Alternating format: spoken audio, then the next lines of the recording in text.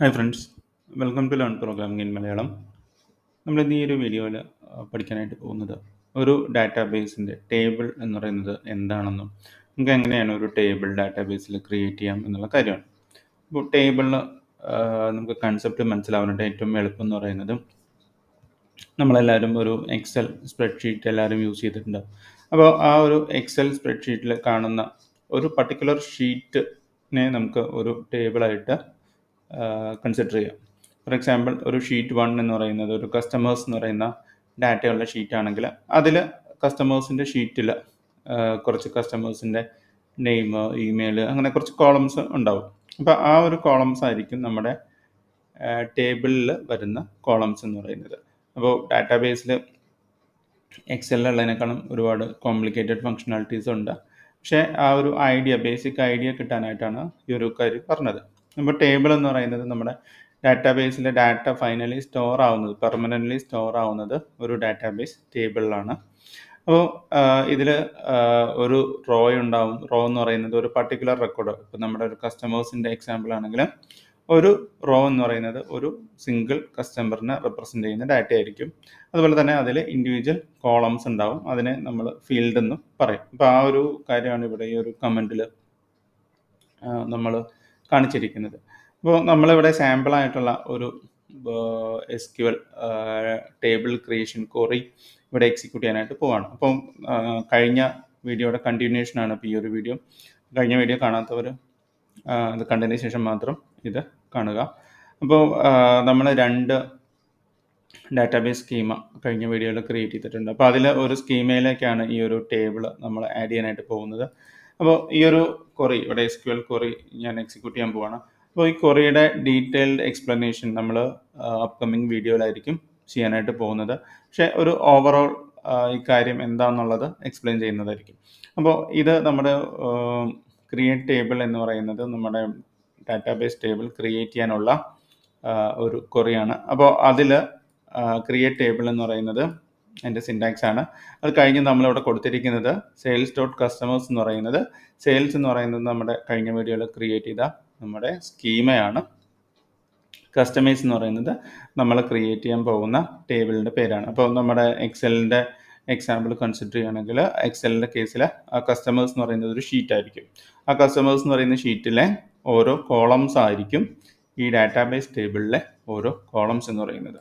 അപ്പോൾ ഈ കോളത്തിന് ഉള്ള ചില പ്രോപ്പർട്ടീസ് ഉണ്ട്. മിനിമം ലെവലിൽ പറയുകയാണെങ്കിൽ ഫസ്റ്റ് എന്ന് പറയുന്നത് കോളത്തിൻ്റെ നെയിമാണ്. അപ്പോൾ നമ്മൾ ഒരു സ്പ്രെഡ്ഷീറ്റ് ക്രിയേറ്റ് ചെയ്യുകയാണെങ്കിൽ തന്നെ ആ സ്പ്രെഡ്ഷീറ്റിന് എപ്പോഴും ഒരു കോളം നെയിം അല്ലെങ്കിൽ ഒരു ഹെഡർ എന്ന് പറയുന്നത് ഉണ്ടായിരിക്കും. അപ്പോൾ ആ ഹെഡർ ആയിരിക്കും ഈ ഒരു ഡാറ്റാബേസ് ടേബിളിലെ കാര്യത്തിൽ ആ ഒരു നെയിമായിട്ട് വരുന്നത്. അപ്പോൾ ഓരോ ഫീൽഡുകൾ അല്ലെങ്കിൽ ഓരോ കോളംസ് വെച്ചിട്ടായിരിക്കും നമ്മൾ ഈ ഒരു ഡാറ്റേനെ ഐഡൻറ്റിഫൈ ചെയ്യുന്നത്. പിന്നെ രണ്ടാമത് വരുന്നത്, ഈ കാര്യങ്ങൾ നമ്മൾ ഡീറ്റെയിൽ ആയിട്ട് അപ്കമിങ് വീഡിയോസിൽ പറയും. ബട്ട് രണ്ടാമത് വരുന്നത് പറയുന്നത് ഇതിൻ്റെ ഡാറ്റ ടൈപ്പാണ്. നമ്മളിപ്പോൾ C# പഠിച്ച സമയത്ത് നമ്മൾ പഠിച്ചിട്ടുണ്ട് ഒരു വേരിയബിളിന് ഡാറ്റ ടൈപ്പ് ഉണ്ട്. ഇൻറ്റീജർ അല്ലെങ്കിൽ ഫ്ലോട്ടിംഗ് പോയിന്റ്, സ്ട്രിങ് എന്നൊക്കെ പറയുന്ന പോലെ തന്നെ ഡാറ്റാബേസിലും നമുക്ക് ഒരുപാട് ഡാറ്റാബേസ് സപ്പോർട്ടുണ്ട്. അപ്പോൾ ഇത് ഓരോന്നും എന്താണെന്നൊക്കെ നമ്മൾ ഡീപ്പായിട്ട് പഠിക്കും. ബട്ട് ഇവിടെ കൊടുത്തിരിക്കുന്ന ഇതൊക്കെ എന്ന് പറയുന്നത് വാർക്കാർ എന്നൊക്കെ പറയുന്നത് നമ്മൾ ക്യാരക്ടർ ടൈപ്പ് ഓഫ് ഒരു ഡാറ്റ ടൈപ്പാണ്. ഈ 255 എന്ന് കൊടുത്തിരിക്കുന്നത് അതിൻ്റെ ലെങ്ത് ആണ്. അപ്പോൾ ടൈപ്പ് മാറുന്നതനുസരിച്ച് നമുക്ക് ഇൻറ്റീജറൊക്കെ അവിടെ യൂസ് ചെയ്യാം. പക്ഷേ ഈ ഒരു എക്സാമ്പിളിൽ കൂടുതലും വാർക്കാർ തന്നെയാണ് നമ്മൾ യൂസ് ചെയ്തിരിക്കുന്നത്. അപ്പോൾ അതുകൂടാതെ ഇവിടെ കസ്റ്റമർ ID എന്ന് പറയുന്ന ഒരു കാര്യം ഇവിടെ കാണാനായിട്ട് സാധിക്കും. അപ്പോൾ ഇത് നമ്മൾ ഡീറ്റെയിൽ ആയിട്ട് ഇതിനു വേണ്ടി തന്നെ ഒരു വീഡിയോ വേറെ ചെയ്യുന്നതാണ്. പക്ഷേ സിമ്പിളായിട്ട് നിങ്ങൾക്ക് മനസ്സിലാക്കാനായിട്ട്, ഇപ്പം നമ്മളിപ്പോൾ ഒരു ക്ലാസ്സിൽ കുറേ സ്റ്റുഡൻസ് ഉണ്ടെങ്കിൽ സ്റ്റുഡൻസിനെ യുണീക്കായിട്ട് ഐഡൻറ്റിഫൈ ആയിട്ടാണ് നമ്മൾ റോൾ നമ്പർ യൂസ് ചെയ്യുന്നത്. കാരണം ഇപ്പോൾ ഒരു ക്ലാസ്സിൽ ചിലപ്പോൾ ഒരു പേരുള്ള 2 സ്റ്റുഡൻസ് ഉണ്ടാവാം.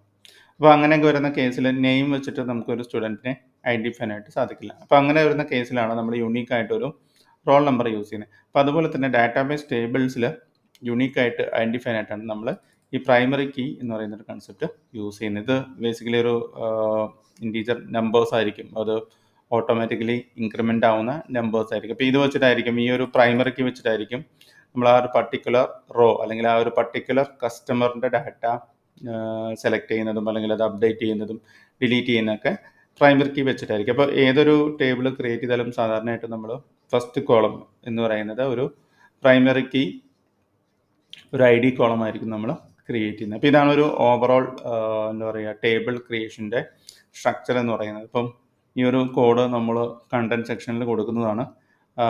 പിന്നെ നിങ്ങൾ ഫസ്റ്റ് ടൈമായിട്ട് ചെയ്യുന്ന ഇതാണെങ്കിൽ എപ്പോഴും ഇത് ടൈപ്പ് ചെയ്ത് തന്നെ ചെയ്യുക.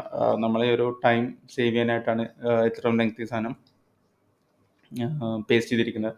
പക്ഷേ പഠിക്കുന്ന സമയത്ത് ഇത് ടൈപ്പ് ചെയ്ത് ചെയ്യുന്നത് തന്നെയാണ് നല്ലത്. ഈ ഒരു കാര്യം നമുക്ക് ആക്ച്വലി UI യൂസ് ചെയ്തിട്ടും ചെയ്യാം. പക്ഷേ നമുക്ക് SQL പഠിക്കുന്ന സമയത്ത് എപ്പോഴും ക്വറി എഴുതി തന്നെ കാര്യങ്ങൾ ക്രിയേറ്റ് ചെയ്യുന്നതാണ് എപ്പോഴും നല്ലത്. അപ്പോൾ ഈ ഒരു കാര്യം നമ്മൾ എക്സിക്യൂട്ട് ചെയ്യാനായിട്ട് പോകണം. അപ്പോൾ ഈ ഒരു കാര്യം ഞാനിവിടെ എക്സിക്യൂട്ട് ചെയ്തു. ഓക്കെ, അപ്പോൾ ഈ ഒരു കാര്യം എക്സിക്യൂട്ട് ചെയ്തു. അപ്പോൾ നേരത്തെ ഒന്ന് എറർ മൈൻഡ് ചെയ്യണ്ട. ഇപ്പോൾ ആക്ച്വലി ഈ ഒരു കാര്യം സക്സസ്ഫുള്ളി ക്രിയേറ്റ് ആയിട്ടുണ്ട്. അപ്പം നമുക്കത് കാണാനായിട്ട് ഈ ഒരു ഡെമോ എന്ന് പറയുന്ന ഡാറ്റാബേസിൻ്റെ അകത്താണ് ഇത് ക്രിയേറ്റ് ആയിരിക്കുന്നത്. ഇത് ഞാൻ റിഫ്രഷ് ചെയ്യുകയാണ്. അപ്പോൾ അതിലെ ടേബിൾസ് നമ്മൾ എക്സ്പാൻഡ് ചെയ്ത് കഴിഞ്ഞാൽ, ഈ ടേബിൾസ് എക്സ്പാൻഡ് ചെയ്ത് കഴിഞ്ഞാൽ ഇപ്പോൾ ക്രിയേറ്റ് ആയിരിക്കുന്ന നമ്മുടെ സെയിൽസ് കസ്റ്റമേഴ്സ് എന്ന് പറയുന്ന, അല്ലെങ്കിൽ സെയിൽസ് എന്ന് പറയുന്ന സ്കീമയ്ക്കകത്തുള്ള കസ്റ്റമേഴ്സ് എന്ന് പറയുന്ന ടേബിൾ നമുക്ക് കാണാനായിട്ട് സാധിക്കും. ഇപ്പോൾ ഇത് ഇവിടെ റൈറ്റ് ക്ലിക്ക് ചെയ്ത് കഴിഞ്ഞാൽ ഇവിടെ സെലക്ട് ടോപ്പ് 1000 റോസ് എന്ന് പറയുന്ന ഒരു ഓപ്ഷൻ കാണാം. ഈ ഒരു ഓപ്ഷൻ ക്ലിക്ക് ചെയ്ത് കഴിഞ്ഞാൽ പുതിയൊരു വിൻഡോ അല്ലെങ്കിൽ പുതിയൊരു ടാബിൽ ഇത് ഓപ്പൺ ആയിട്ട് ഒരു സെലക്ട് ക്വറി, നമ്മൾ ക്വറിയിങ് വരുന്ന വീഡിയോയിൽ പഠിക്കുന്നതാണ്. ഒരു ക്വറി എക്സിക്യൂട്ട് ആയതിൻ്റെ ഔട്ട്പുട്ട് ഇവിടെ കാണുന്നതാണ്. അപ്പോൾ ആസ് ഓഫ് നൗ നമ്മളൊരു ടേബിൾ മാത്രമേ ക്രിയേറ്റ് ചെയ്തിട്ടുള്ളൂ.